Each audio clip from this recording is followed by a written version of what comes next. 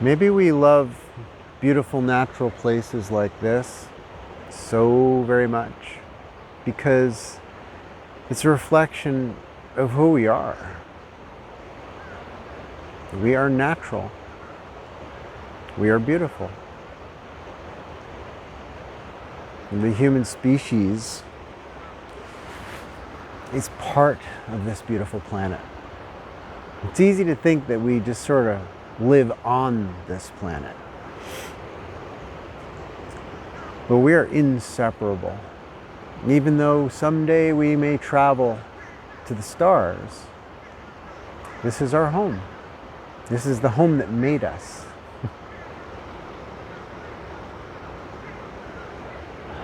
And when we step out of our little boxes and turn off our electric entertainment and immerse ourselves in the sights and sounds of nature, it's well-being that we get to experience, expanded awareness.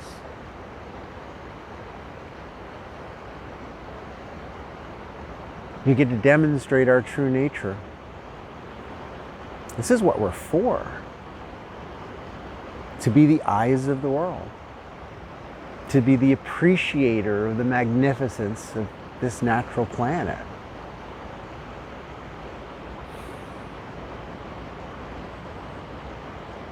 We didn't come here to chop the trees down and build roads and condominiums.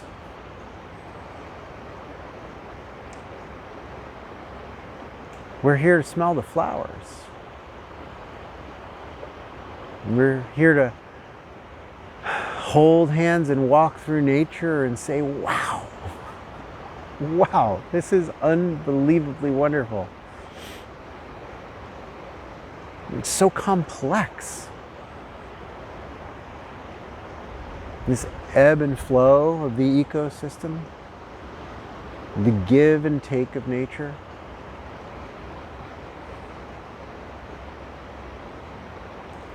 The rocks and crystals under our feet.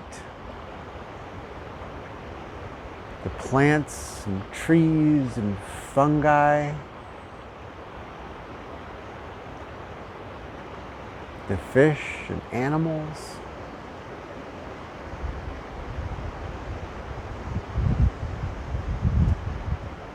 Of which we are one.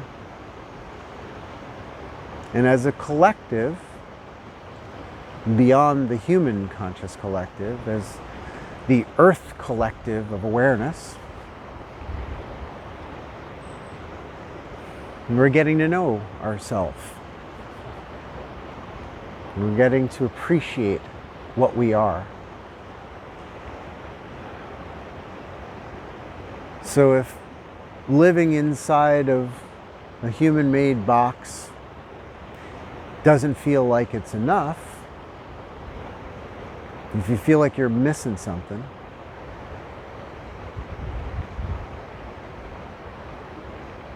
maybe it's the roof that's the obstruction, the walls. The human-made reality is not the whole reality.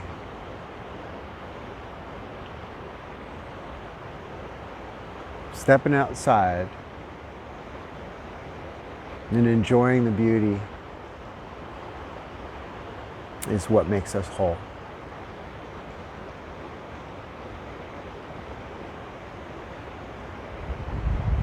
When we become saturated with nature,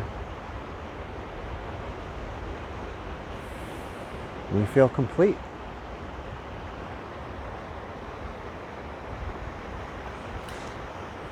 It takes effort. It takes deliberate action. You might take specific clothing, equipment, lights. If you're like me, go out for a hike at sunset and you come back in the dark, you better have a light. You better have a hat or a hood and plan for the worst and hope for the best. and take it as it comes. And go out on that adventure. That adventure that is undeterminate. You don't know what's going to happen. You don't know where you're going. That's a wonderful thing. Even if you know roughly which trail you're taking, maybe you should venture off that trail a little bit. See what's around that corner. See what's under that rock and around that hill.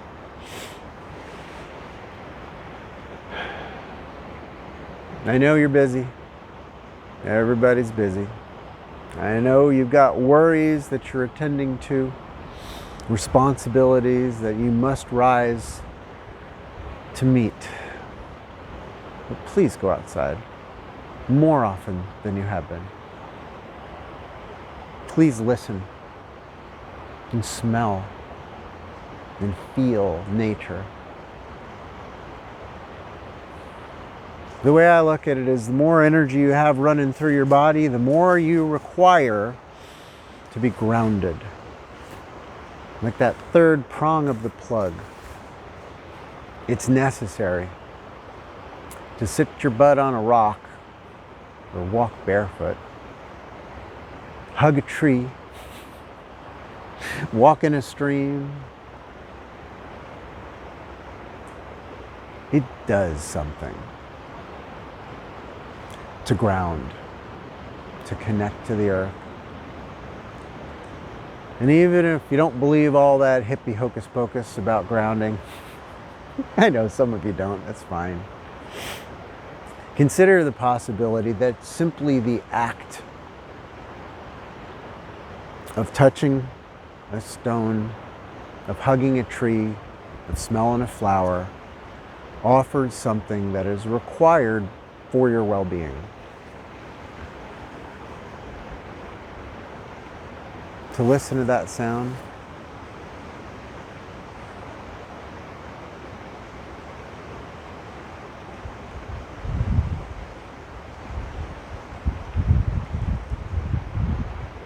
listen for the silence between the notes.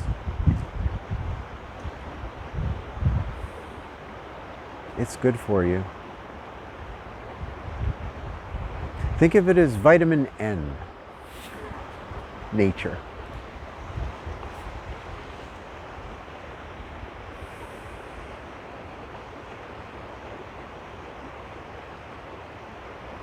Many of us are deficient, nutritionally speaking, and that has an effect. It's undeniable. But it's my experience that vitamin N is equally important to make us feel whole, to allow us to feel peace. Because the human world is a little out of whack. We're not in sync with the rest of the species. Our destructive power is clear.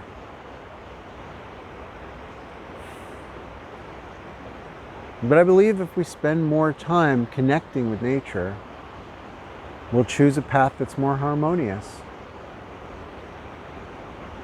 more congruent with the way that will lead to long-term survival.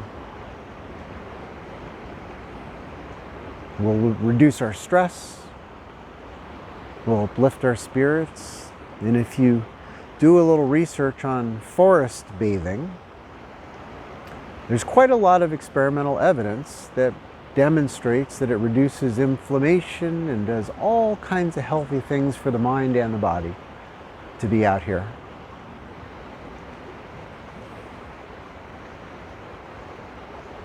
Nature deprivation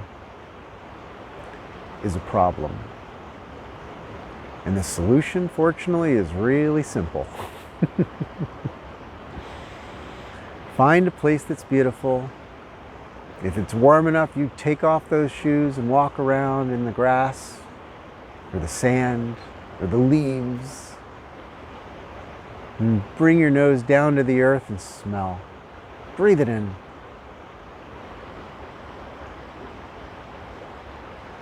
Realize that it's a part of you. And you're a part of it.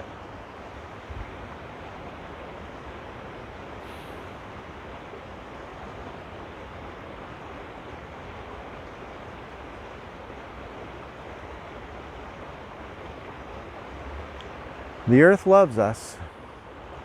Even though we've been the destructive child, we've been a challenging child, but we offer something that wasn't there before. We offer perspective. We are the eyes of the earth. Getting to know itself through us.